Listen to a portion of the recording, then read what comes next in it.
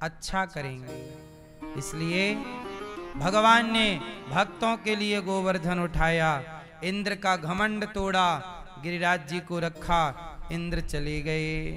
सारे ब्रजवासियों को भगवान ने बैकुंठ का दर्शन कराया। सारे ब्रजवासियों ने वृंदावन को देखकर, बैकुंठ को देखकर कहा, प्रभु वृंदावन से अच्छा कुछ नहीं है। ये वृंदावन की महिमा बैकुंठ से भी बड़ी है। हाँ, वृंदावन की महिमा प्यारे कोई ना जाने, प्रेम नगरिया मनमोहन की प्रेमी पहचाने। ब्रज गलियों में झूम झूम के, ब्रज गलियों में झूम झूम के मन की तपन बुझाऊं। ब्रज की लता पता में राधे राधे गाऊं, मैं राधे राधे गाऊं, मैं श्यामा श्यामा गाऊं। ये वृंदावन की महिमा बड़ी विकट, बड़ी अद्भुत है। इसलिए धन्यम वृंदावनम तेना भक्तिर नृत्यति यत्र चा। धन्य है ये वृंदावन जहां भक्ति महारानी ताता थैया करके नाचती हैं। क्या करती हैं? वृंदावन में कौन नाचता है? भक्ति। कौन नाचता है मेरी माँ? मैया। कौन नाचता है? यहाँ की धरती धरा बड़ी अद्भुत है। आज भगवान ने यमुना के पुलिन तट पर खड़े होकर के सब ब्रजवासी बैकुंठ वृंदावन आए, बांसुरी बजाई। भगवान क्या बजाते हैं?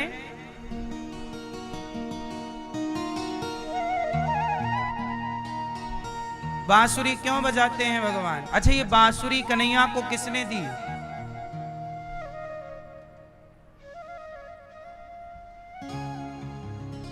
मैया। बांसुरी किसने दी भगवान को? मैया किसने दी? पीछे वाली मैया। हाँ, किसने दी? आपने नहीं दी? नहीं महाराज, मैंने नहीं दी। साफ बात। मैया, आप बताओ, भगवान को बांसुरी किसने दी? आपने नहीं दी? आप मैया? नींद हो गई पूरी? मैया भी चुपके से एक नींद ले ली मस्त। हमें भी लगा चलो काहे बोलें, एक बार तो तड़ाक से संभल गई और मैया।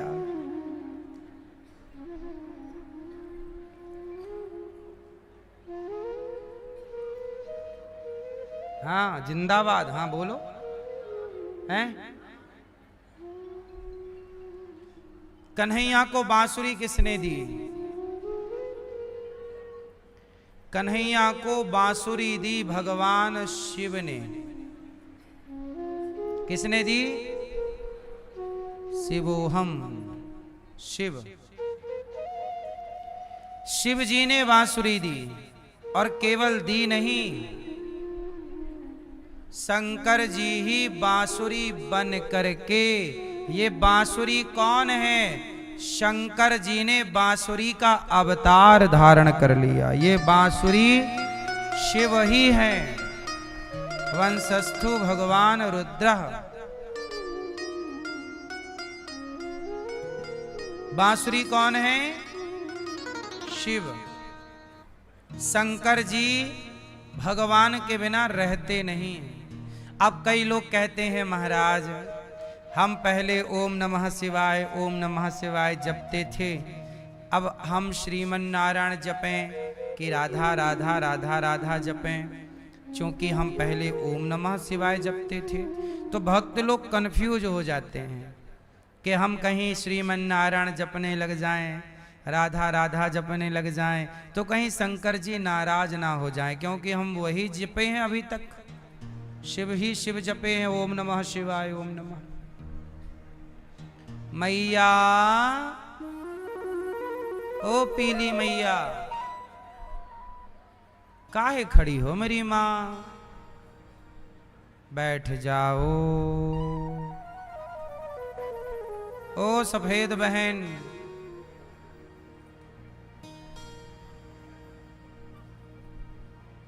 ओ घोचूलाल, काहे खड़े हो बीचों बीच, बैठो बेटा।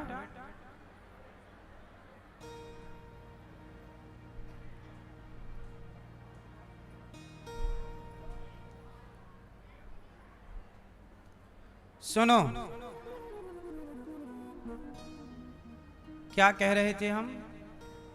घोचूलाल ने भुला दिया है। शंकर जी क्या बन गए? और बन ही नहीं गए, कन्हैया के कर कमलों में आ गए।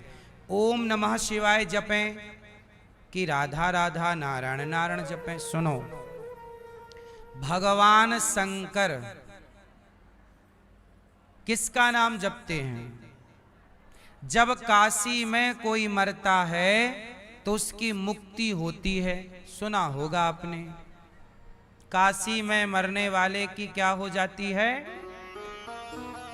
अच्छा, काशी में मुक्ति तो होती है, सुना है कि शंकर जी आके कान में मंत्र देते हैं। तो बता सकते हो आप लोग कि शंकर जी काशी में मरने वाले के कान में कौन सा मंत्र देते हैं? कौन सा मंत्र देते हैं? ये बात तुलसीदास जी ने बताई है। तुलसीदास जी कहते हैं कि जासु नाम बल शंकर काशी, देत सबहि सम गति अविनाशी। काशी में जब कोई मरता है तो शंकर जी मरने वाले के कान में जाकर राम मंत्र दे देते हैं। कौन सा मंत्र? तो काशी में मरने वाले के कान में राम बोल दिए तो उसकी क्या हो गई? हाँ, तो शंकर जी भी राम राम जपते हैं, कृष्ण कृष्ण जपते हैं, हरि हरि जपते हैं, नारायण श्रीमन नारायण जपते हैं। तो शंकर जी का मंत्र जपते थे। जब शिव का जाप कर लोगे, शिव की भक्ति कर लोगे, तब ही भगवान श्रीमन नारायण की भक्ति प्राप्त होगी। बिना शिव की कृपा के भगवान कृष्ण की, राम की, श्रीमन नारायण की भक्ति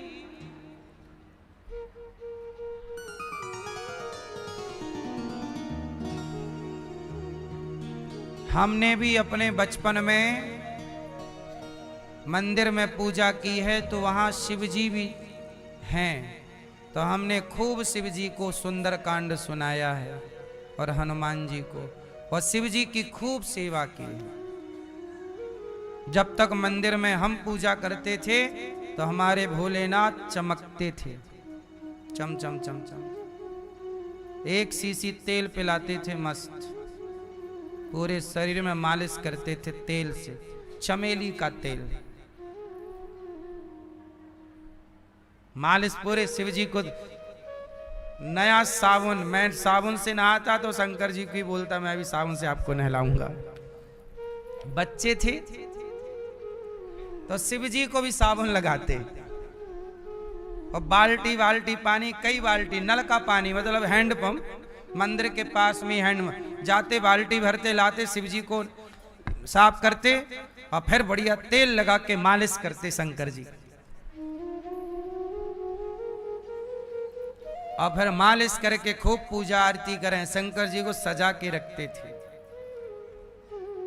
जल चढ़ाना, तेल से मालिश करना, पुष्प से श्रृंगार करना और फिर उन्हें सुंदर कांड सुनाना।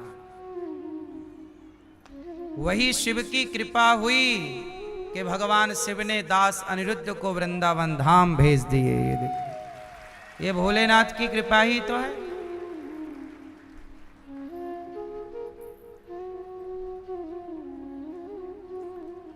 जब आप निष्ठा से अपना काम करते हैं। हम लोग बचपन में मंदिर के पुजारी थे।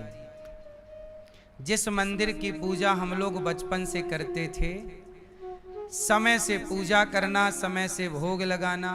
6 बजे सवेरे मैं पूजा करके मंदिर से बाहर आ जाता था। 4 बजे मंदिर में 4:30 बजे में 4 बजे उठ जाता था। ये तब की बात है जब मैं 12-14 साल का था। ये दास 4 बजे उठ करके बिना किसी के कहे पिताजी ने एक बार आज्ञा दे दी कि मंदिर की पूजा तुम्हें करनी है जी। फिर दोबारा पिताजी को बोलना नहीं पड़ा। 4 बजे उठना, जाके नल में नहाना, साफ खुद को शौच आचार से मुक्त करके स्नान करना और फिर शिवजी को नहलाना।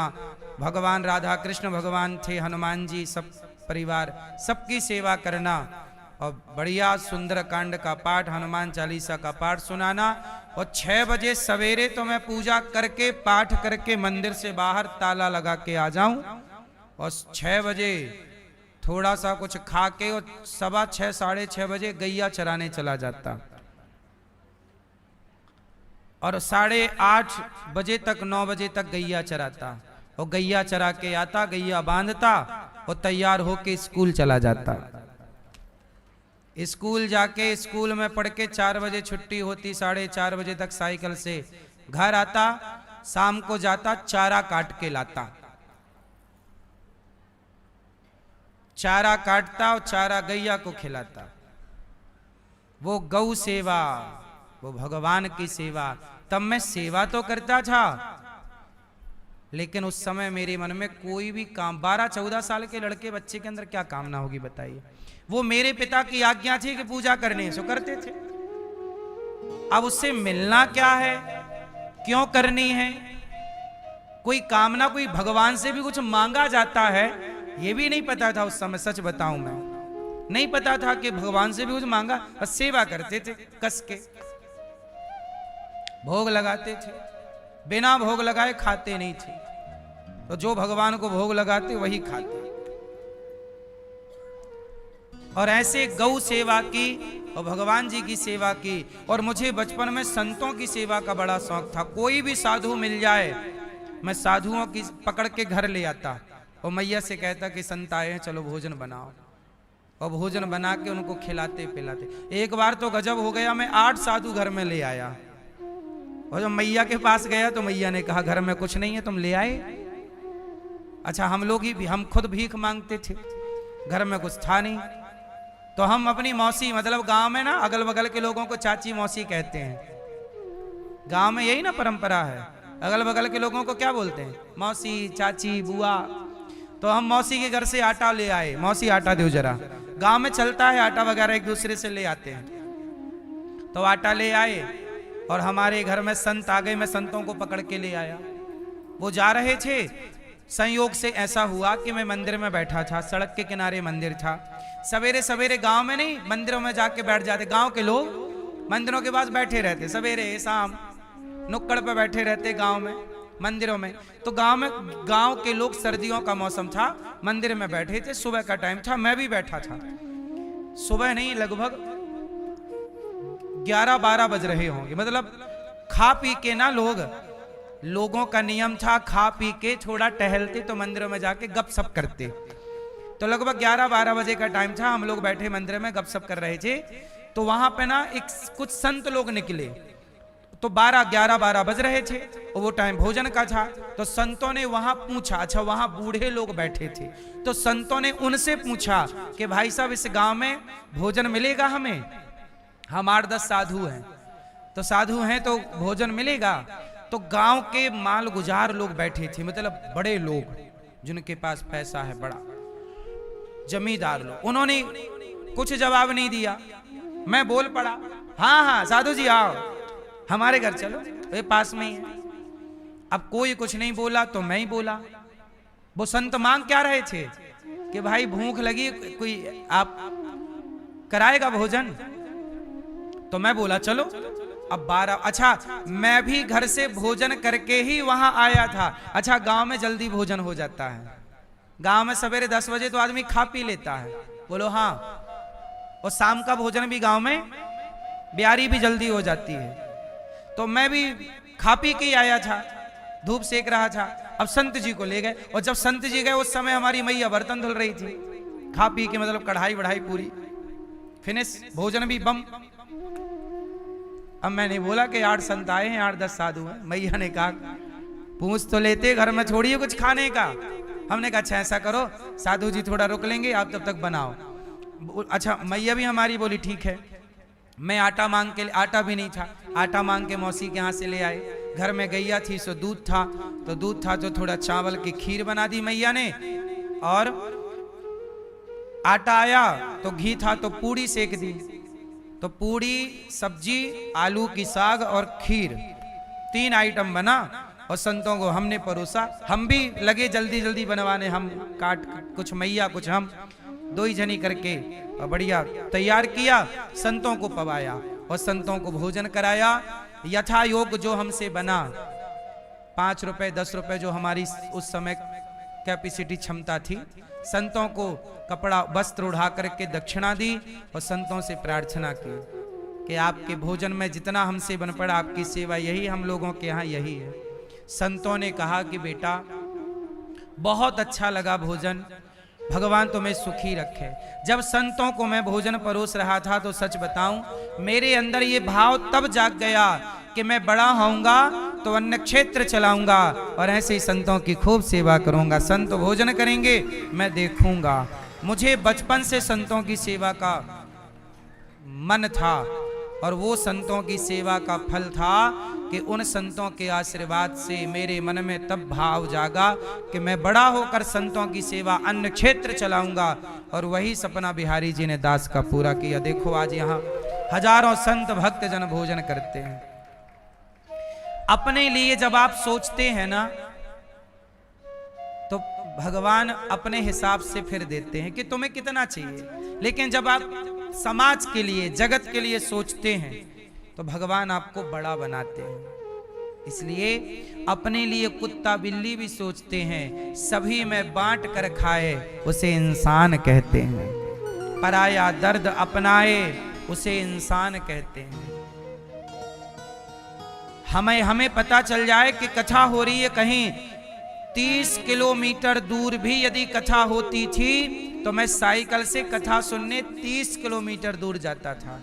मुझे संतों की सेवा का और कथा सुनने का, जब मैं भागवत नहीं पढ़ता था, ये तब की मैं तो 2006 में वृंदावन भागवत पढ़ने आया। उसके पहले तो मैं स्कूली पढ़ाई ही कर रहा था। उस समय कभी सोचा नहीं था कि भागवत पढ़ेंगे, भागवत सुनाएंगे आपको, ये सब सेवा होगी, कभी सोचा नहीं था। उस समय मैं सुनने का शौकीन था, आज भी सुनता हूँ। लेकिन मैं आपको बता रहा हूँ जब मैं छोटा था तब मैं साइकिल लेके 30 किलोमीटर दूर भी क्या करने जाता था? भागवत सुनने। कोई संत आते थे तो उनका प्रवचन सुनने जाता था। और दिन भर सत्संग। उस जमाने में मोबाइल का जमाना नहीं था कि यूट्यूब का जमाना नहीं था। उस जमाने में तो सुनना ही पड़ता था सामने बैठ के, क्यों कोई रिकॉर्डिंग नहीं होती थी उस जमाने में।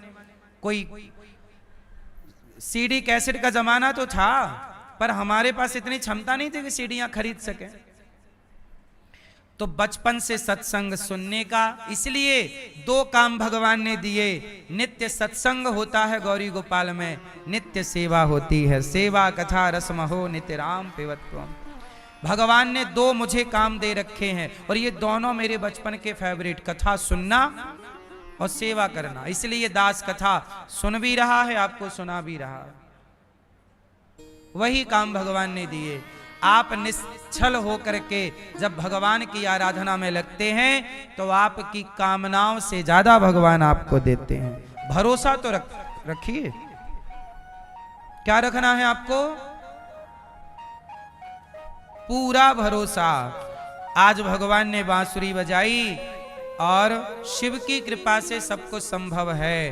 ये दास आपको यही निवेदन कर रहा था कि शिव को और नारायण को अलग अलग मत समझो, हरि हरि और ना भेदा। आज बांसुरी बजा के भगवान ने गोपियों को बुलाया। भगवान पिता रात्रि शरदोत्फुल्ल मल्लिका वीक्षरन्तुं मनश्चक्रे योग मायामुपाश्रितः।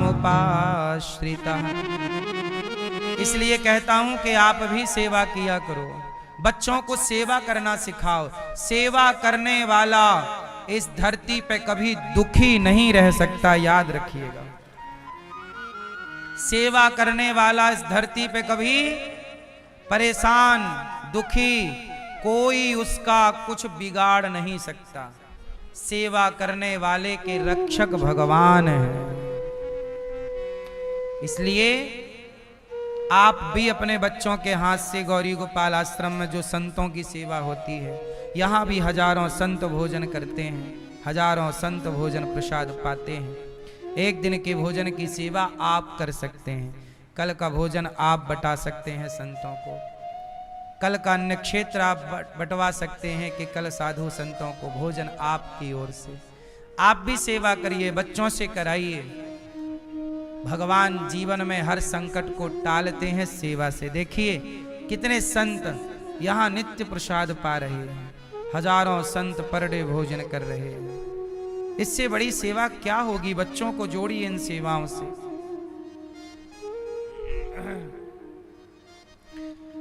कहते हैं पानी बाढ़े नाव में, बोलो पानी बाढ़े। यदि नाव में पानी भर जाए तो क्या करोगे? बोलो मैया, नाव में पानी भर जाए तो क्या करोगी? हैं? अरे काहे डूबेगी?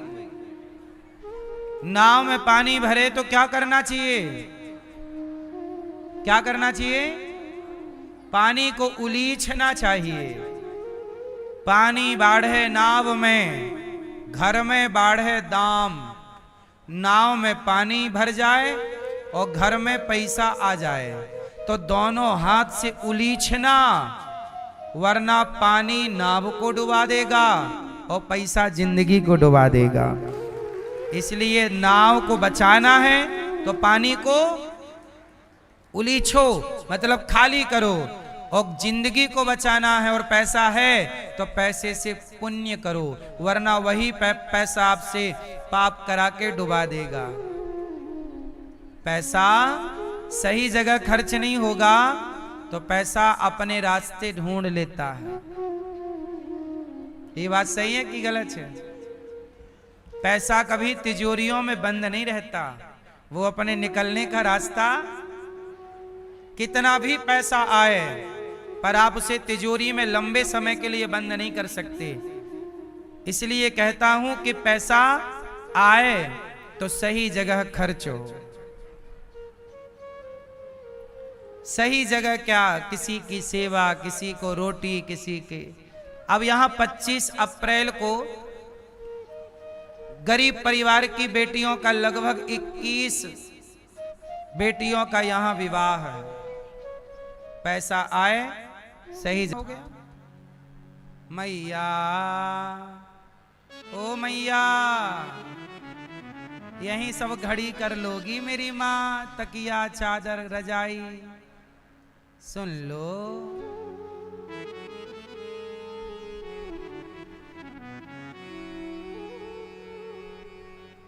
देखो देखो चल रही है वीडियो हरी बहन की, बन गई वीडियो। अब सुन लो कथा। बैठो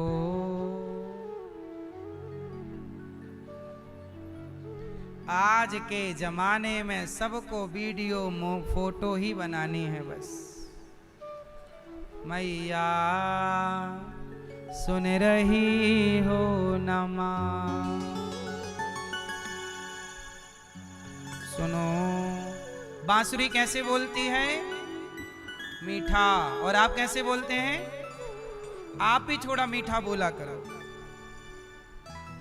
बांसुरी की तरह मधुर।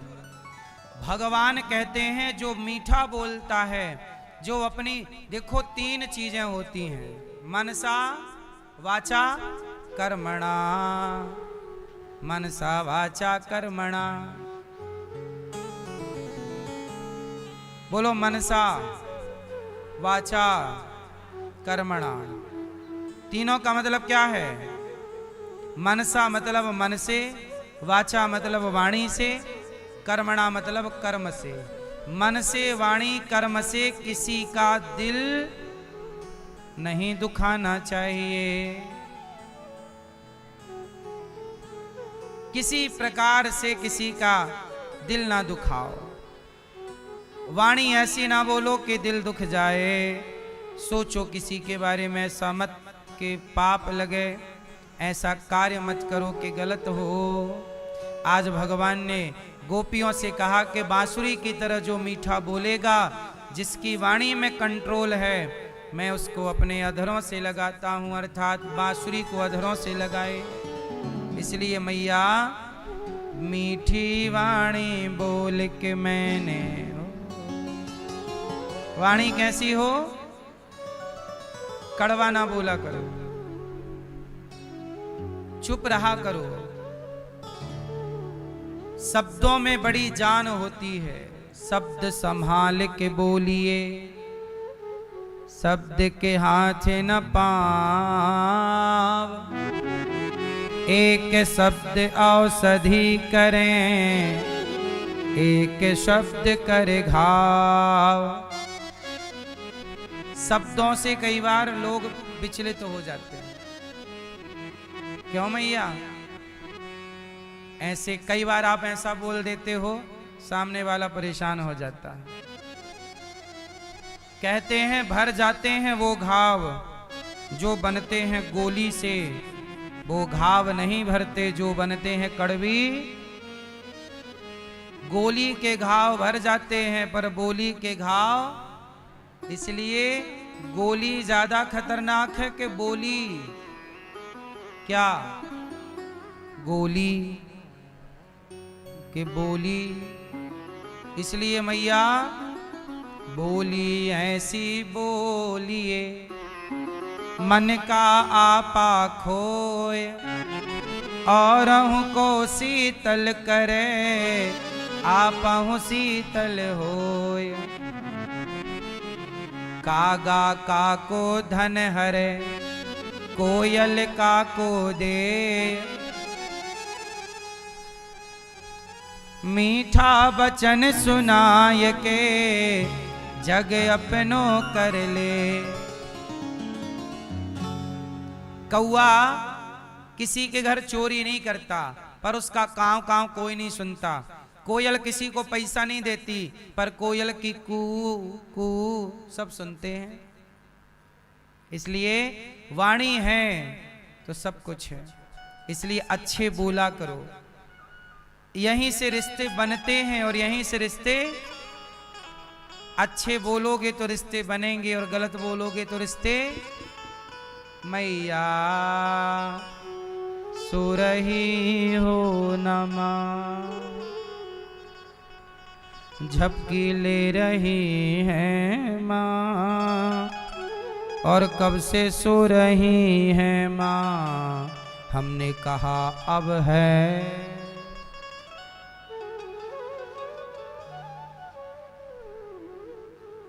बात समझ में आई? आज भगवान ने गोपियों को बुलाया, आओ निशम्य गीतम तदिनंग वर्धनम ब्रजश्रियः कृष्ण गृहीत मानसा, आजग्मुरन्योन्यमलक्षितोद्यमा, सयत्र कांतो जविलोल कुंडला। दुहन्त्योभिययोः काश्चिद्दोहं हित्वा समुत्सुका। आज भगवान ने गोपियों को बुलाया, बांसुरी बजा के रास रचाने का जी कर रहा है। भगवान पिता रात्रि शरद पूर्णिमा की रात आ गई।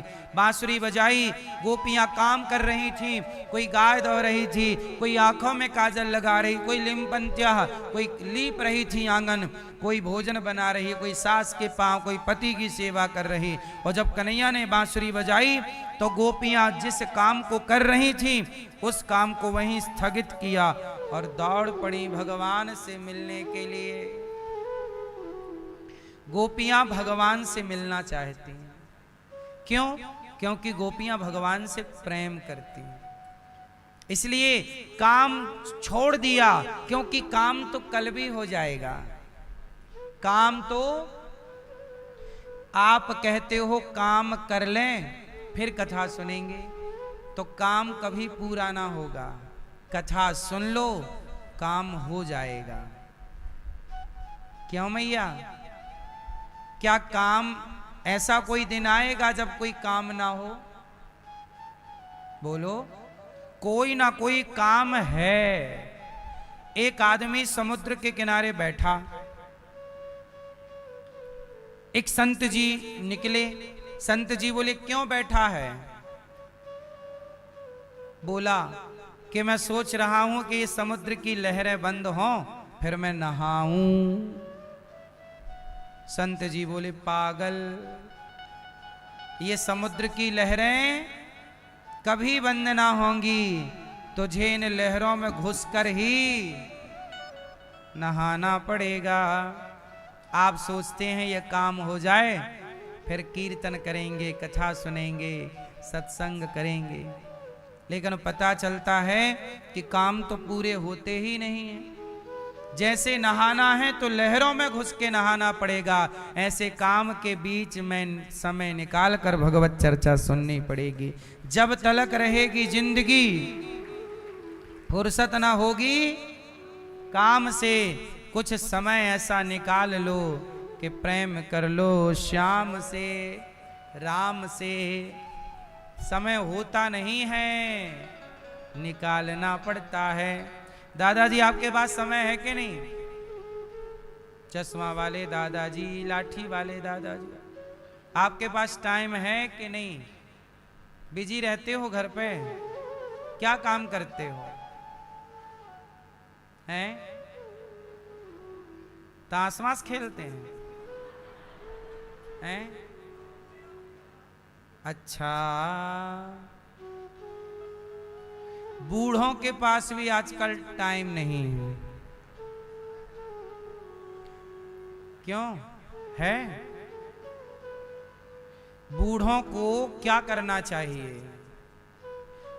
जल्दी सवेरे नींद खुल ही जाती है बुढ़ापे में, प्रभात फेरी निकालनी चाहिए, कीर्तन करना चाहिए, पूरे गांव की एक परिक्रमा लगा लो। प्रभात फेरियां बंद हो गई, बूढ़े बूढ़े सारे इकट्ठे हो जाओ अपना एक्सपायरी डेट वाले और अपना निकाल लो प्रभात फेरी। घूम लो गांव गली मोहल्ला, कृष्ण श्रीमन्नारायण का कीर्तन, श्री कृष्ण गोविंद हरे मुरारे, कीर्तन लगा लो, परिक्रमा। प्रभात फेरी कहते हैं इसको। क्या बोलते हैं? आप लोग लगाते हो प्रभात फेरी? दादाजी प्रभात फेरी लगाते हैं?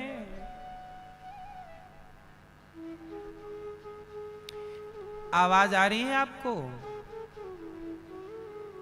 कथा सुन रहे हैं? प्रभात फेरी लगाते हैं? प्रभात फेरी। अच्छा, घुटने जब सही थे सच बताओ तब लगाते थे? अभी देखो कैसे बहाने बना दिए, घुटने अच्छे नहीं, बेकार। जब अच्छे थे तब मानो रोज लगाते थे। बहाना बहाना, 3 बार भोजन, भजन 1 बार, इसमें भी आते हैं विघ्न 1000।